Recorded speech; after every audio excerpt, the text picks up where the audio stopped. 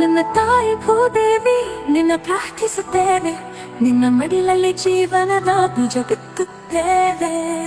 ನಿನ್ನ ಮಣ್ಣಿನಲ್ಲಿ ನಮ್ಮ ಜೀವನ ನೆಲೆಸಿದೆ, ನಿನ್ನ ಕಾಪಾಡಿದರೆ ನಮಗಾಗಿ ಆರೋಗ್ಯಕರ ಆಹಾರ ಬೆಳೆ. ನಾವು ಸಾವಯವ ಕೃಷಿಕರು, ಸಾವಯವ ನಮ್ಮ ಪ್ರಾರ್ಥನೆ. ನಮ್ಮ ಸಂಪ್ರದಾಯವನ್ನು ಮರೆತಿಲ್ಲ, ನಮ್ಮ ಭೂತಾಯಿ ಮರೆತಿಗೆ ಫಲವರ್ಧಿತವಾಗಿರುವ ಏಕೈಕ ಗೊಬ್ಬರ.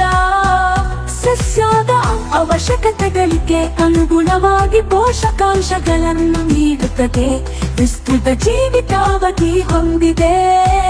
ತೇವಾಂಶವನ್ನು ಸಂಗ್ರಹಿಸಿ ನೀರಿನ ಕೊರತೆಯಲ್ಲಿಯೂ ತಾಪಮಾನ ಹೆಚ್ಚಾದರೂ ಹಸಿರು ಬೆಳೆ ಚೈತನ್ಯವನ್ನು ನೀಡುವ ಜೀವಧಾರೆ.